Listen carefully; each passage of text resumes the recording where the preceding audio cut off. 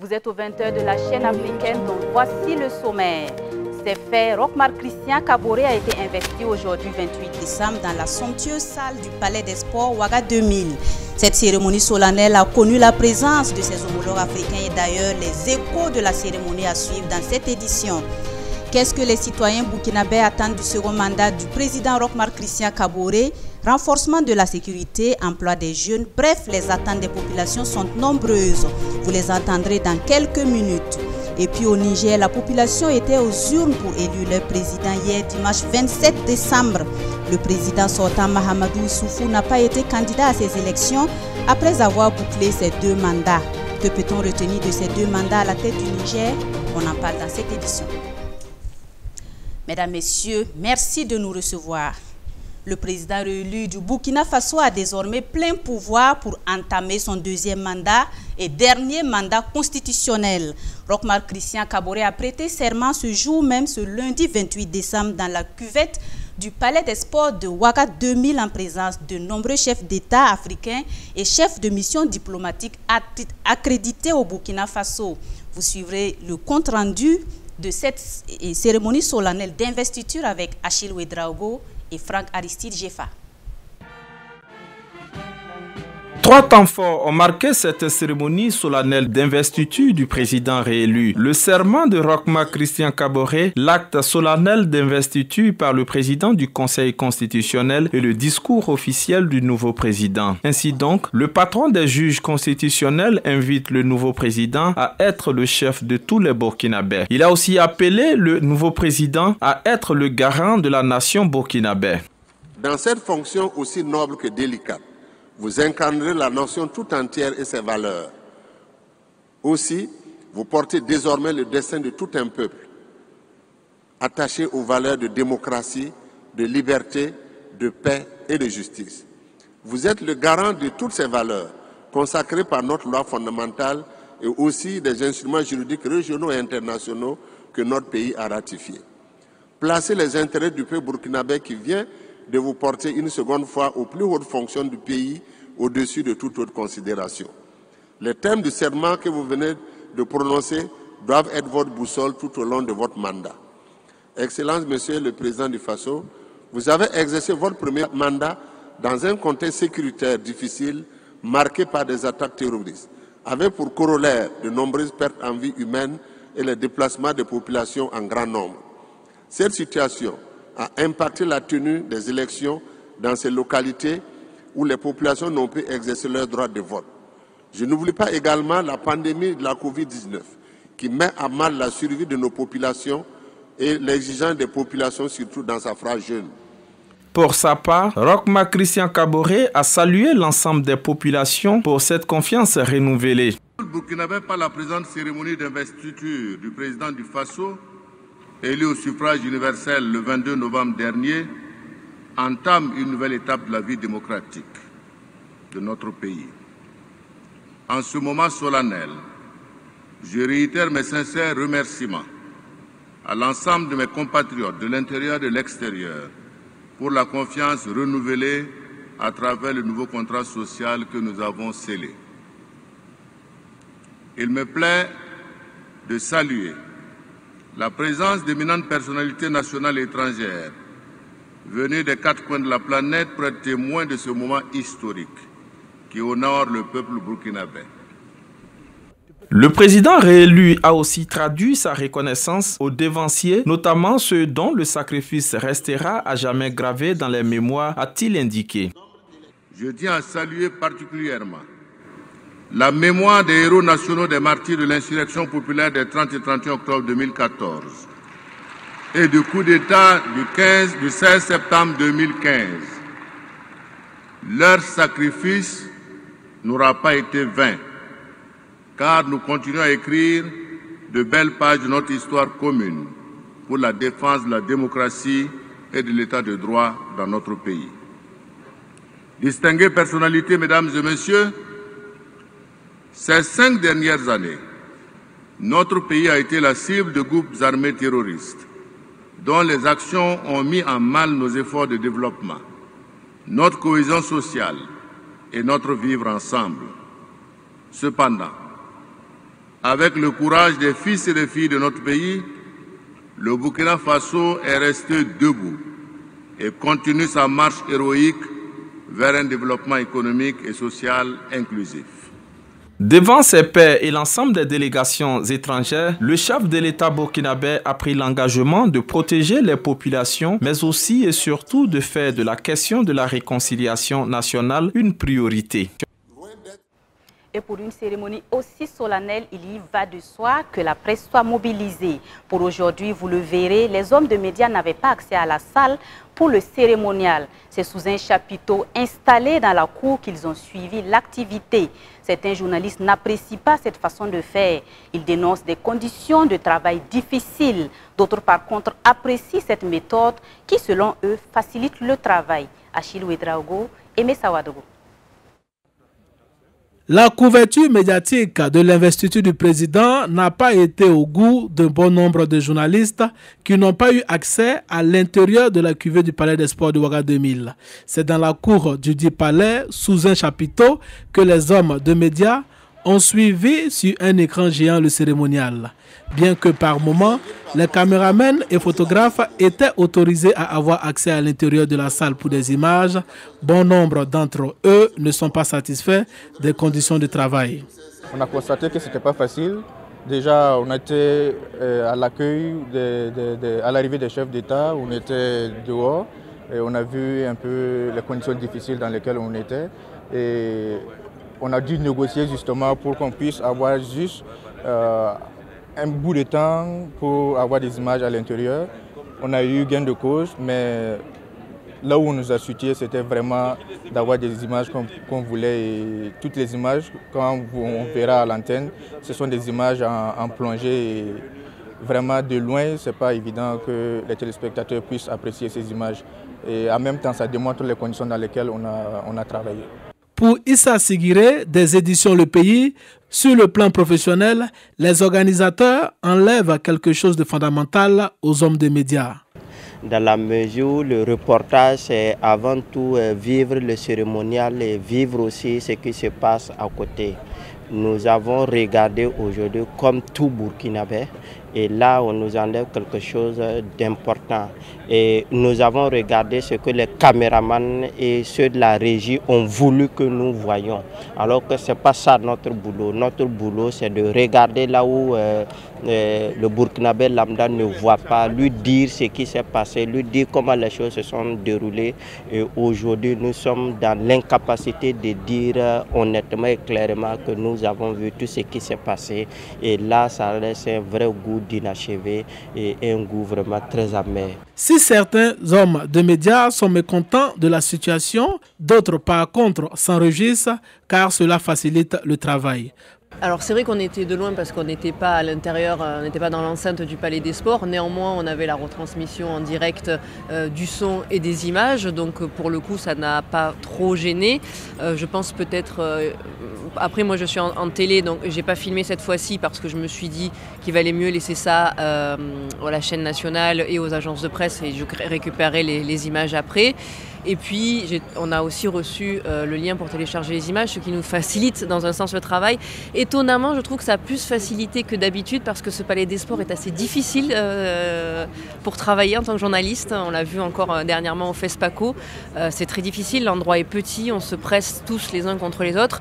Donc peut-être que pour une fois, tout ceci va permettre d'avoir un peu des images propres, si elles arrivent rapidement, et de permettre quand même à tout le monde de travailler dans des conditions meilleures, en tout cas en étant assis dans un endroit et de pouvoir poser les ordinateurs. Donc dans un sens, ça a un peu facilité les choses. À noter que certains journalistes, pour faute de badge, n'ont pas eu accès à la cour du Palais des Sports de Ouaga 2000. Plusieurs délégations étrangères venues du continent africain et d'ailleurs ont assisté à cette cérémonie d'investiture du président Roch-Marc Christian Kaboré. Selon certains responsables politiques, cette mobilisation et cette présence marquent le retour du Burkina Faso sur la scène internationale. Ils saluent par ailleurs la volonté affichée du nouveau président de réconcilier tous les Burkinabés. La synthèse des réactions avec Achille Ouedraogo et Franck Aristide Jefa. De simples anonymes ou autorités politiques et ou administratives, toutes et tous ont salué la qualité de cette cérémonie d'investiture. Une investiture avec autant de chefs d'État et des chefs d'État de haut vol. Une investiture avec autant de représentants continentaux, autant de représentants internationaux. La France, les États-Unis, le Koweït, les pays arabes, tout le continent africain, que ce soit l'Afrique centrale. Je pense que ça, véritablement, ça montre que notre chef d'État est en passe d'être le leadership incontesté dans la zone ouest africaine et dans le continent africain. Donc ça, c'est des faits majeurs qui nous engagent et qui nous permettent de lutter pour la mise en œuvre de ce programme quinquennal, pour lequel nous avons tous lutté. Malgré les mesures sanitaires prises par le comité d'organisation, plusieurs délégations étrangères ont fait le déplacement. Une présence d'invités de marque dont se félicite ce responsable du parti au pouvoir. Je pourrais tout de suite vous dire que c'est un discours d'espoir, surtout dans la répétition. Il vous souviendra que pendant la campagne, le président a parlé de réconciliation. Lors de son discours, après son élection, il a parlé de réconciliation. Aujourd'hui, de réconciliation, c'est pour vous dire qu'il tient à ce qu'il a dit dans son programme.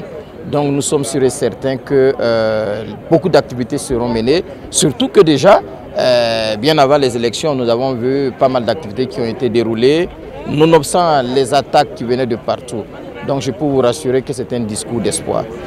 10 chefs d'État et un chef de gouvernement ont assisté à cette cérémonie d'investiture du nouveau président du Faso. Et puis des centaines de Burkinabés ont fait le déplacement du Palais des Sports de Ouaga 2000 pour assister à l'investiture du président Roch-Marc Christian Kaboré ce lundi 28 décembre. À la sortie de cette activité qui marque officiellement la prise de fonction du chef de l'État, sur place, plusieurs participants ont exprimé leurs attentes. Ils sont au micro de Achille Ouedraogo et Aimé Sawadago. Ils étaient des centaines de Burkinabés ce lundi au Palais des Sports de Ouaga 2000 à prêter une oreille attentive au discours officiel du président Roch-Marc Christian Kaboré.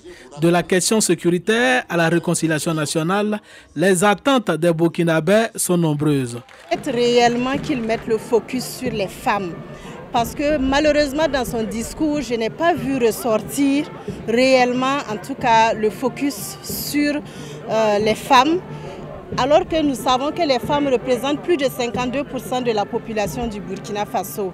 Donc nous lui demandons de ne pas oublier cette composante-là, parce que sans les femmes, il ne pourra pas bâtir réellement un avenir meilleur pour le Burkina. Il est obligé de tenir compte de nous et nous lui demandons réellement que le genre soit représenté à tous les niveaux et qu'il fasse du genre son cheval de bataille. Le moins que l'on puisse dire, c'est que les attentes diffèrent d'un citoyen à un autre. Pour le président du Conseil régional de la jeunesse des Hauts-Bassins, la jeunesse doit être au cœur de toutes les actions afin d'assurer la relève. Déjà décliné dans son programme quinquennat à venir et en plus de ça, nous avons vu, en tout cas pour la jeunesse du Burkina Faso, c'est le président Roch-Marc Christian Kaboré. Après son élection, nous pouvons vraiment espérer à une transition générationnelle. Parce que pour nous, après en tout cas sa mandature, c'est en tout cas une jeunesse qui va venir vraiment prendre la reine vraiment des choses. Donc nous sommes très contents aujourd'hui parce que nous fondons vraiment l'espoir que dans 5 ans, nous allons vraiment aussi coordonner les choses au Burkina Faso. Pour les militants du mouvement du peuple pour le progrès, MPP, parti au pouvoir, il n'y a pas de doute. Le président Roch-Marc Christian Kaboré va relever tous les défis. Mes attentes est qu'il se mette au travail du peuple burkinabé. Comme il a pris serment ce matin, ça veut dire qu'il a sacrifié sa liberté, c'est de travailler pour le peuple burkinabé. Et les chantiers qu'il a déjà entamés, c'est de les achever et d'entamer d'autres chantiers pour le bonheur du peuple burkinabé. Le président du Faso, qui une fois de plus bénéficie de la confiance du peuple burkinabé, a 5 ans pour relever les nombreux défis dont il a lui-même fait cas dans son discours. Et puis, quelles sont les attentes de la population burkinabé pour le second mandat du président Roch-Marc Christian Kaboré? Plus d'emplois pour les jeunes et plus de sécurité dans le pays. C'est du moins quelques attentes des populations rencontrées dans les rues de Ouagadougou par nos reporters Bassirou Sawadgo et Assanatou Traoré. Blocage de certaines voies par les forces de défense et de sécurité, embouteillage par-ci, des coups de sifflet par-là. Les usagers, le visage couvert de poussière, roulent lentement dans l'espoir de se frayer un passage. Quelle en est la raison? L'investiture du président Roch-Marc Christian Kaboré. Nonobstant ces mesures qui écœurent un tant soit peu la population, elle semble heureuse pour sa réélection. Premièrement, je vais d'abord le féliciter pour les 5 ans passés. Et c'est un président qui a été vraiment à l'écoute de son peuple. Et nous lui avons encore réitéré notre confiance en l'accordant encore 5 ans de plus. Et il a déjà travaillé, on apprécie. Et nous savons que même si on ne lui dit rien, nous savons qu'il va encore faire plus. Voilà. Content, on est de tout cœur avec lui. Vraiment, c'est bien, c'est bien. Voilà, c'est bien vraiment pour tout ce qu'il a fait. En tout cas, c'est bien. Pendant que le nouveau dirigeant du peuple burkinabé prête serment au Palais des Sports de Ouaga 2000, les attentes de la population ne sont pas des moindres. Bon, qui revoit, en tout cas du côté des jeunes, surtout, mobiliser des fonds financiers pour permettre aux jeunes de pouvoir travailler. Voilà, c'est ça. Les attentes majeures, c'est sur la sécurité d'abord. Voilà, on attend qu'ils travaillent plus sur la sécurité afin que le Burkina puisse être dans la paix. Ce que j'aimerais qu'il fasse, que le président du Faso fasse pour le peuple burkinabé, au moins c'est qu'il y ait vraiment beaucoup d'emplois pour la jeunesse. Pour la jeunesse. Parce qu'il y a toujours des jeunes qui sont toujours là, ils sont dans le chômage. Voilà. Sur le plan social, vraiment, il y a toujours un problème là-bas. En tout cas, ce que j'aimerais que Roch fasse, c'est nous aider, nous les femmes, et voir pour la jeunesse aussi. C'est ça que j'aimerais. Les attentes sont toujours, surtout au côté sécuritaire, on a vu que vraiment ça ne va pas. S'il peut faire un plus là-bas, en tout cas ça va aider la population. Bon, au deuxième mandat, comme vous le savez, bon, on veut d'abord la sécurité, voilà, la sécurité et puis beaucoup de choses. Le développement, les infrastructures routières, sanitaires, les écoles, tout ça, bon, voilà. L'accès à l'eau potable, l'électricité, voilà, c'est tout ce que nous souhaitons d'abord. Les populations souhaitent qu'à l'avenir, les dispositions soient prises à l'avance pour éviter les désagréments comme ceux d'aujourd'hui causés par la fermeture de certaines voies. Les populations promettent conjuguer leurs efforts pour accompagner Roch-Marc Christian Kaboré à mener à bien son second mandat. Nous restons toujours en page politique. Hier, dimanche 27 décembre, les Nigériens étaient aux urnes pour élire leur nouveau président. Le président sortant Mahamoudou Issoufou n'a pas été de la partie, lui qui a déjà brigué 2 mandats. Il cédera donc sa place à son successeur. Mais que pouvons-nous retenir des 2 mandats du président sortant? Quel héritage Mahamoudou Issoufou laisse-t-il au Niger après 2 mandats passés à la tête de son pays? Ilyas Kaboré, commentaire. Le président Mahamoudou Issoufou s'apprête à quitter le pouvoir au Niger. Mais quel héritage laisse-t-il à ses compatriotes? Arrivé pour la première fois au pouvoir en 2011, après des dizaines d'années passées en opposition, son projet était de reconstruire complètement le paysage socio-économique du pays à travers les 2 volets du programme de la Renaissance. En dépit d'énormes problèmes liés à l'insécurité croissante, avec les allocations budgétaires au secteur de la défense et de la sécurité, représentant en moyenne 17% du budget de l'État et des prix défavorables des matières premières, plusieurs réalisations ont été faites. Le Niger affichait la croissance économique nettement supérieure en comparant avec celle des mandats des prédécesseurs. La construction de nouvelles infrastructures dans les centres urbains et surtout dans la ville de Niamey est l'aspect le plus visible et spectaculaire des changements. Mais il y a eu aussi de grands désespoirs, comme l'échec du projet de la construction du chemin de fer Niamey-Cotonou, de la centrale électrique et du barrage de Kandadji. Le réseau routier national a été renforcé, mais pas suffisamment. Les grands axes reliant les centres urbains aux périphéries sont à peine développés.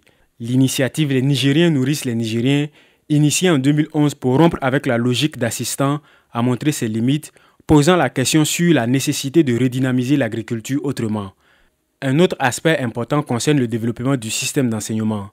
Les efforts ont été faits avec le recrutement des enseignants contractuels et la construction de nouvelles écoles, mais le taux de réussite aux examens de brevet et de baccalauréat reste encore très bas.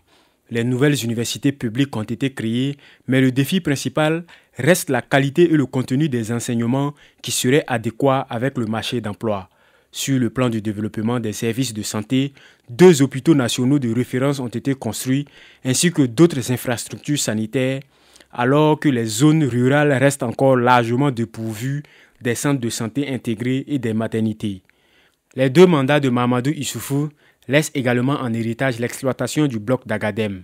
Les enjeux des recettes pétrolières sont de taille pour le Niger, car elles pourraient représenter jusqu'à 24% du PIB après l'opérationnalisation du pipeline Niger-Bénin. La question de distribution équitable et effective des recettes pétrolières se pose ainsi de manière inéluctable au niveau communal, régional et national, d'ailleurs comme c'était le cas pour l'uranium, et pourrait générer des tensions politiques et sociales supplémentaires à gérer. Sur le plan de la politique extérieure, le Niger a incontestablement pris une place sur la scène régionale et internationale avec le siège de membre non permanent du Conseil de sécurité de l'ONU pour la période 2020-2021, mais aussi un sommet de l'Union africaine organisé en juillet 2019. La crise sécuritaire y a joué sans aucun doute un rôle crucial en donnant de l'importance au Niger en tant que pays relativement stable en comparaison avec d'autres pays de la sous-région. Globalement, malgré les défis posés par le contexte sécuritaire, l'héritage laissé par le président Mahamadou Issoufou se pose sur des nouvelles dynamiques socio-économiques et de la politique étrangère. Mahamadou Issoufou accepte de ne pas briguer un 3e mandat en respectant la constitution de son pays, contrairement à l'Ivoirien Alassane Ouattara et au Guinéen Alpha Condé.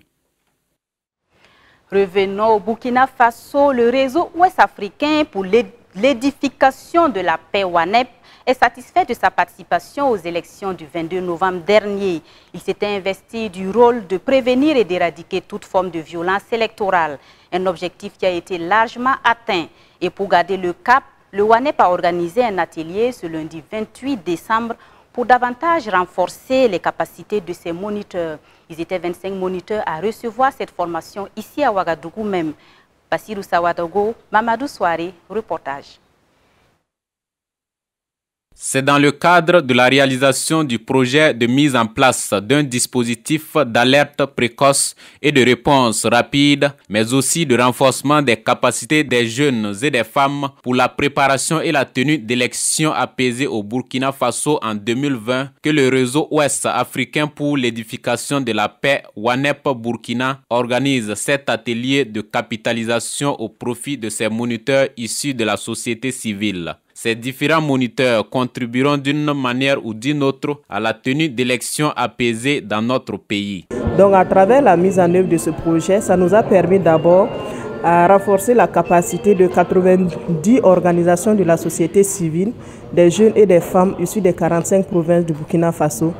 À la fin du renforcement de des capacités, ces organisations sont reparties dans les bases et faire la restitution auprès de leurs communes pour que chaque jeune et chaque femme puisse contribuer à ce que les élections soient apaisées. Et aussi, ça nous a permis de développer des indicateurs de suivi de la violence électorale.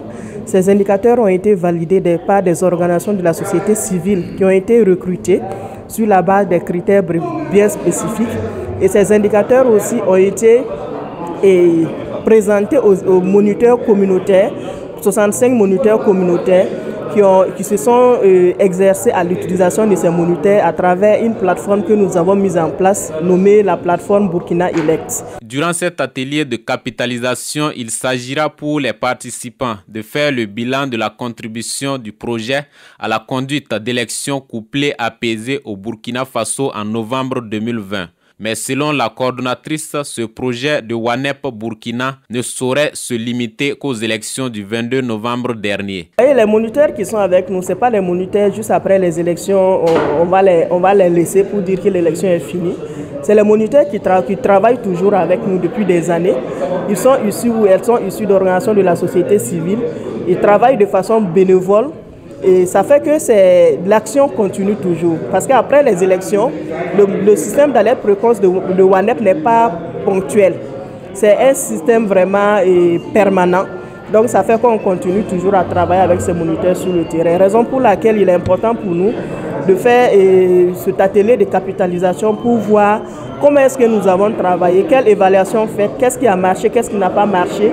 Et avec les recommandations qui seront issues de cet atelier, nous allons voir ensemble avec ce moniteur comment peut-être travailler à mettre en œuvre ces différentes recommandations. Le projet de mise en place d'un dispositif d'alerte précoce et de réponse rapide et de renforcement des capacités des jeunes et des femmes pour la préparation d'élections apaisées au Burkina Faso en 2020 est un projet qui bénéficie de l'appui financier de l'ONG Diaconia, l'Union européenne, l'ambassade royale du Danemark et la coopération suisse. Cap à présent sur Bobo Dioulasso pour refermer cette édition. Le club de Scrabble Gimbi Ouattara, dans le but de donner plus de compétition aux jeunes, a organisé un tournoi avec une quarantaine de joueurs, parmi lesquels le champion en titre. Une compétition qui a duré plus de 10 heures d'horloge. Abdoulaye Ouattara.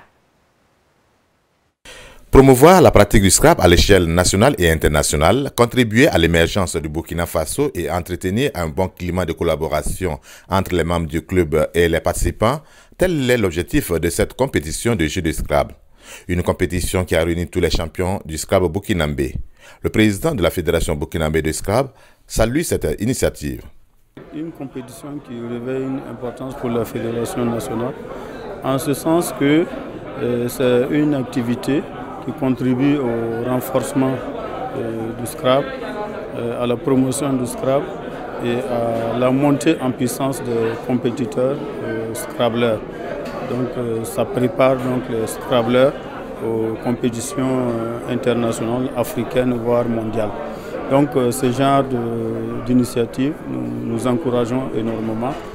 Le Scrabble est un jeu passionnant que tout le monde peut jouer. C'est un jeu de mots qui se joue à 2 ou à 4 personnes dans un temps donné. Cette compétition est d'amener les joueurs de Scrabble à s'approprier plus du jeu pour rehausser leur niveau.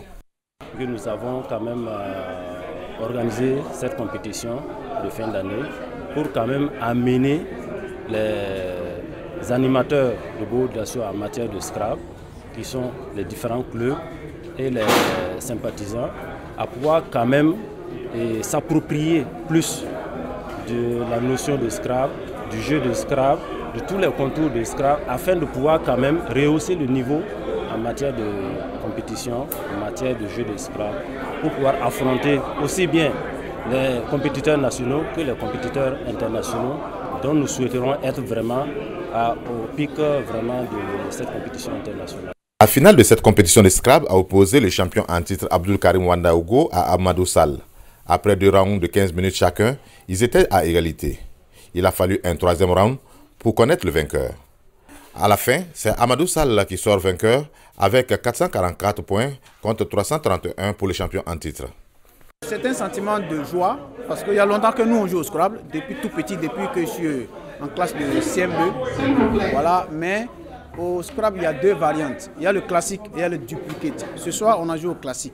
Bon, je peux dire que pratiquement, nous avons pratiquement tous le même niveau, à quelques différences près.